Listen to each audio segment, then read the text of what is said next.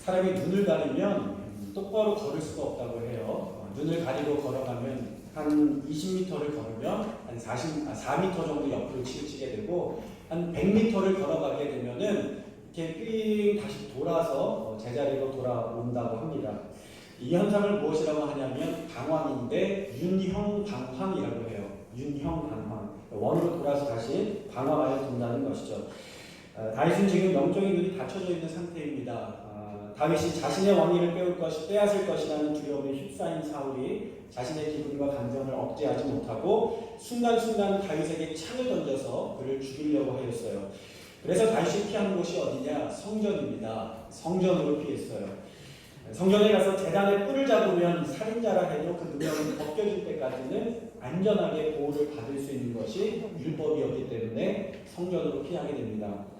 그런데 다윗이 제사장의 얼굴을 딱 보는 순간 다윗이 제사장의 얼굴이 너무 평안하고 착한 거예요. 그래서 저 사람이 나를 지켜줄 수 없겠다라는 생각이 들었는지 안전하지 않는 생각이 들었습니다. 그래서 여러분 사울이 하나님을 두려워하지 않는 악한 자였는데 그가 성전에 무기를 들고 싸운다면 성전에 있는 제사장들이 힘이 하나도 없어서 그대로 무너질 것이기 때문에 아마 안전하지 않다는 생각이 들었던 것 같아요. 그래서 그가 거짓말을 하기 시작합니다. 심리학자 아브라함 메슬로우에 따르면 사람에게는 5가지의 욕구가 있는데 그 중에 첫 번째 욕구가 생리적인 욕구라고 합니다. 배가 고픈 것, 잠자고 싶은 것, 그리고 볼일을 보고 싶은 것, 여러 가지 욕구들이 있죠. 그리고 그 욕구가 채워지게 되면 그 다음에 욕구가 나타나게 되는데 바로 안전에 대한 욕구입니다. 안전에 대한 욕구. 그러니까 내가 어딘가에 위협을 받고 협박을 받고 공포를 받았을 때 그것으로부터 피하고 싶은 욕구, 가장 기본적인 욕구인 것이죠. 지금 다윗이 배가 고픈 상태입니다. 사흘길을 걸어서 아무것도 먹지 못하였고 굶었습니다. 더군다나 다윗은 하나님의 성전에 왔지만 그가 안전함을 느끼지 못하고 안전하다 느끼지 못하고 그가 불안해하고 있습니다. 여러분 이 땅을 살아가면서 혹시 불안하다 여겨지신 적이 혹시 있으십니까? 내가 기댈 곳이 하나도 없고 의지할 곳이 하나도 없고 내가 머리 둘 곳이 한 군데도 없구나 라는 생각이 많이 느껴진다면 우리의 마음 가운데 참 낙심이 되고 낙담이 될 것입니다. 오늘 성경은 우리에게 중요한 메시지를 던져주고 있는데 우리 인생에서 가장 안전한 곳이 어디냐는 거예요. 여러분 인생에서 가장 안전한 곳이 어디입니까? 여러분 인생에서 가장 여러분들의 필요를 채워주시는 분이 누구입니까? 할렐루야. 자, 근데 다윗이요 지금 하나님과의 틈이 벌어져 있어요. 그가 예배가 중지되고 기도가 중지되고 말씀이 끊어지니까 그 틈 사이에 무엇이 들어오게 되냐면 인간적인 생각이 들어오게 됩니다. 그 다윗이 자신을 스스로 보호하기 위하여 선택한 3가지가 있는데 첫 번째는 거짓말이었어요. 그는 사울의 눈을 피해서 도망하였지만 아히멜렉이 그에게 물어봅니다. 왜 여기 오셨습니까? 물어보자 사울 왕의 비밀 지령을 받고 은밀하게 이곳에 잠입한 것입니다. 이렇게 다윗이 이야기하게 됩니다. 그는 사울의 눈을 피해서 도망하였지만 사울의 명을 받아서 비밀리에 수행하러 왔다고 제사장에게 거짓말을 합니다. 용감했던 다윗이 골리앗 앞에서도 두려워하지 않고 떨지 않았던 다윗이 거짓말을 하기 시작했어요.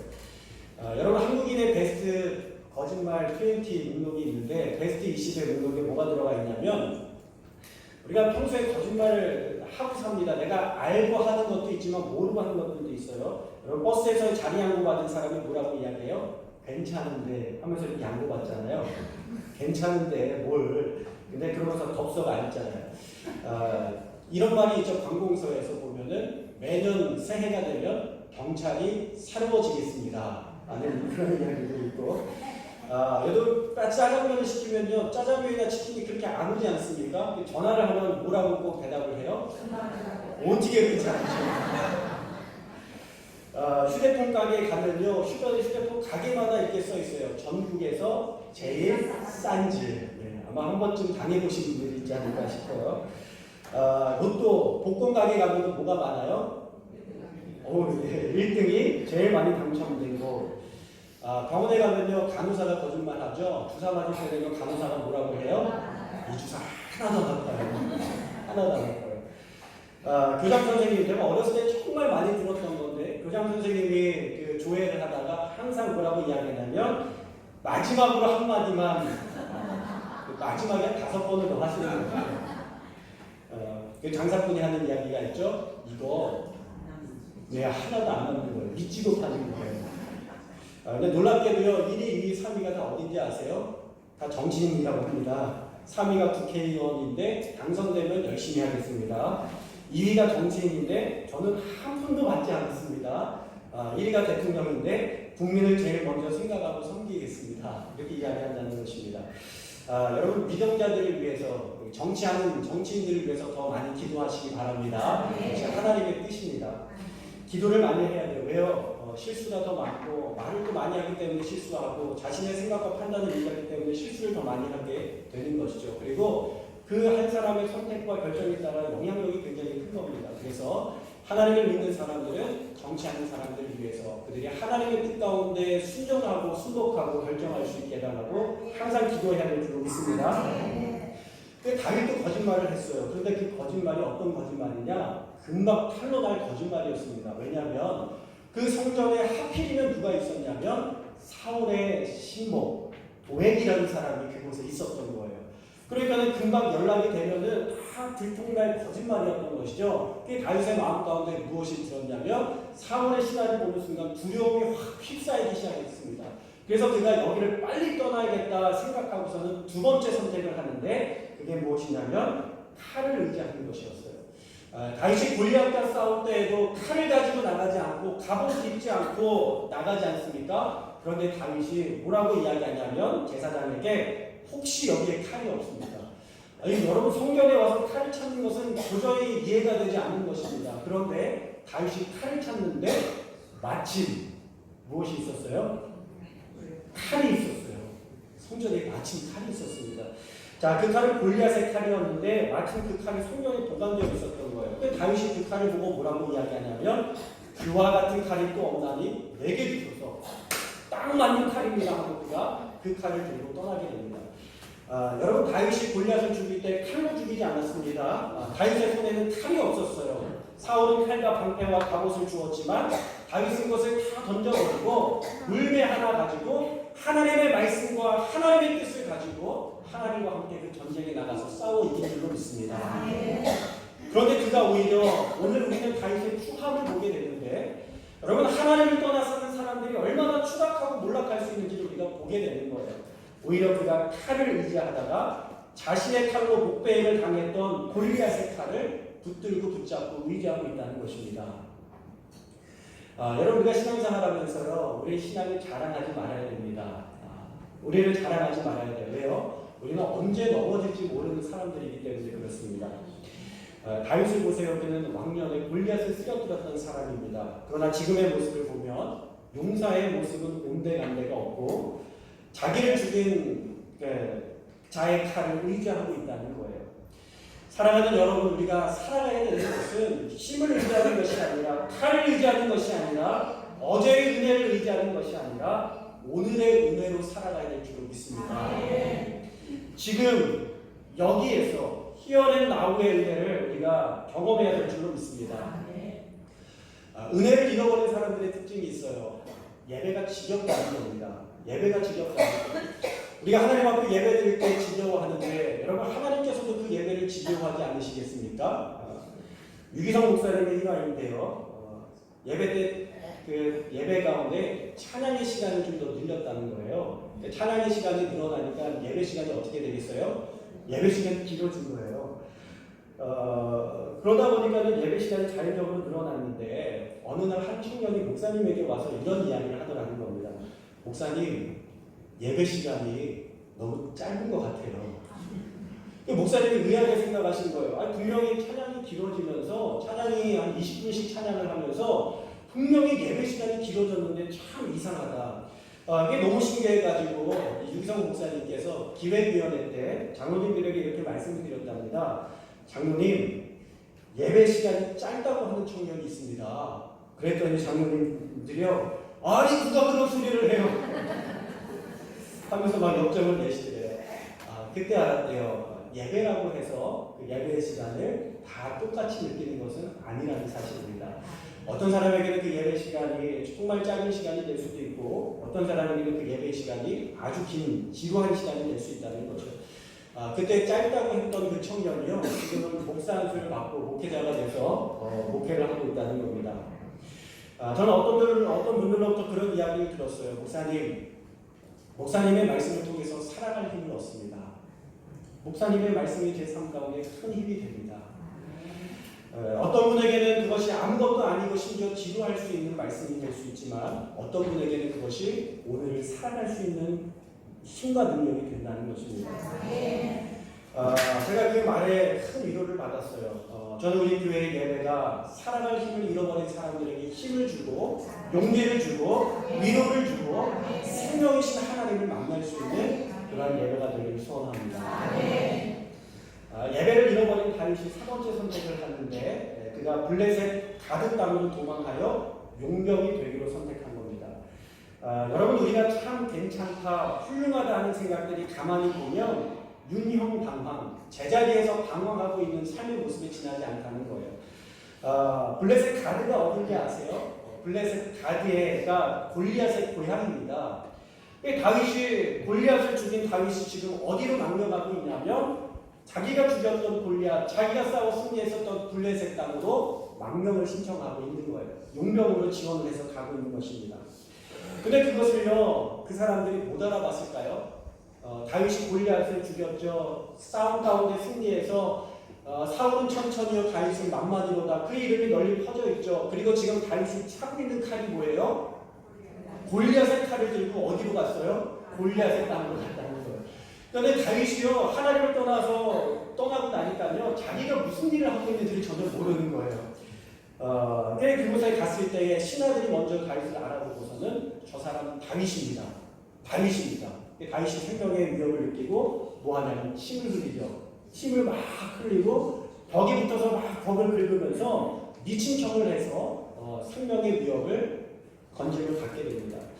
여러분 그가요 얼마나 수치스럽고 얼마나 창피하고 얼마나 자존심 상하겠습니까? 그 자리를 벗어난 다음에 그가 철저하게 깨달은 것은 무엇이냐면 내가 피할 곳은 여호와 하나님밖에 없구나. 내가 의지할 곳은 여호와 하나님밖에 없구나. 내가 기댈 곳은 나의 구원은 여호와 하나님밖에 없다.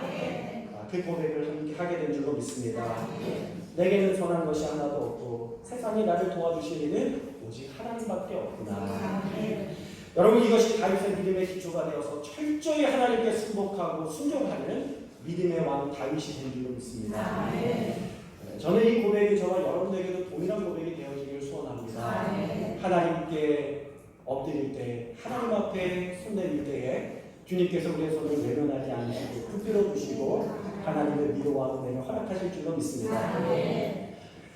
제가 어렸을 때 주변에 닭을 키우는 분들이 많이 계셨어요. 근데 닭을 보통 풀어놓고 키우시더라고요. 풀어놓고 키우는데 닭이 이제 새끼를 낳아서 병아리들과 함께 이렇게 돌아다니다가 병아리들이 갑자기 엄마의 품으로 파고드는 때가 있습니다. 언제인지 아세요? 위협을 느꼈을 때 또는 하늘에서 큰 새가 지나갈 때에 이 병아리들이 다 엄마의 품으로 파고듭니다. 그러면 엄마가 자신의 날개 아래로 이 병아리들을 품어주고 안아주고 보호하게 되죠. 근데 병아리들은 조금 있다가 머리를 빼꼼 내밀고 안전한가? 괜찮은가? 왼수가 없는가? 그리고 나와서 다시 돌아다니게 됩니다. 만약에 병아리가 싸우겠다고 나서서 하늘을 나는 독수리하고 맞짱을 뜬다면 그 병아리는 그날 제삿날이 될 것입니다. 여러분 우리 인생 가운데 환난이 있을 때 우리는 누구에게로 와야 되냐면 주님의 품으로 파고들어야 될 줄로 믿습니다. 주의 날개 아래 들어올 때 주님께서 우리를 품어주시고 안아주셔서 우리를 지켜주시고 인도하실 줄로 믿습니다. 다윗이 모든 실패를 경험한 것이 그에게 저주가 아니라 그의 인생의 고난이 아니라 오히려 그의 인생의 복이 된 줄로 믿습니다. 환난이 있을 때 하나님께로 돌아오는 법, 하나님께 엎드리는 법을 그때 배웠다는 사실이에요. 여러분 실패 앞에서 위기 앞에서 환난 앞에서 너무 속상해하지 마시기 바랍니다. 오히려 더 귀한 주님을 우리가 만나게 될 줄로 믿습니다. 시편 34편 8절의 말씀은 다윗이 모든 것이 다 실패한 다음에 그리고 그가 하나님을 만나고 고백한 고백입니다. 너희는 여호와의 선하심을 맛보아 알지어다. 그에게 피하는 자는 복이 있도다. 다윗이 자신의 모든 계획이 실패를 경험하면서 그가 주님을 만났어요. 그리고는 다시 광야로 가게 됩니다. 광야는 히브리어로 다바르라는 말을 사용하는데 이 다바르에서 말씀을 뜻하는 다발이 오게 됩니다. 히브리어로 같은 말이에요. 광야는 어느 곳이냐면 하나님을 만날 수 있는 곳, 말씀이 육신이 되신 주님을 만날 수 있는 곳이 광야인 줄로 믿습니다. 그러니까 광야는 말씀을 만나는, 하나님의 말씀을 만나는 현장인데 다윗이 어디로 가게 되냐면 광야의 아둘람 굴로 들어가게 되죠. 모든 것이 다 실패하고 전략이 실패하고 인간적인 생각이 다 실패하고 자존감이 무너지고 철저하게 수치심을 당하여 아무것도 손에 없었던 그때에 하나님의 역사는 나타나기 시작합니다. 그때 그곳에서 그리운 부모님을 만나게 되고 형제들을 만나게 되고요. 더 놀라운 일이 그곳 가운데 벌어지게 되는데 그날에 환난당한 사람들, 원수진 사람들, 마음이 원통한 사람들이 다윗에게 모여들기 시작했어요. 그 사람들의 수가 400여 명이었습니다. 400여 명이었어요.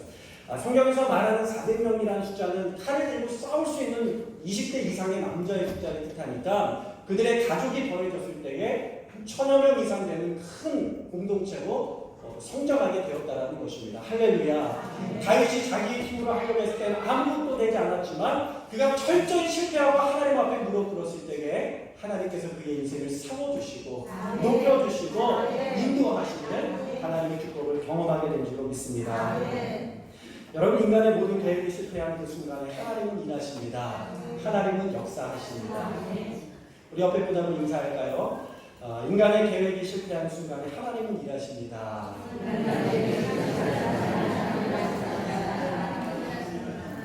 제가 한 가지만 이야기를 하고 말씀을 마치도록 할게요.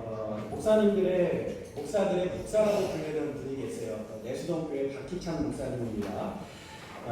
이분이 이국에서 한국전쟁 당시에 남한에 내려와서 많은 하나님의 인도하신 기적을 경험하고 내수동교회 담임이 되었어요.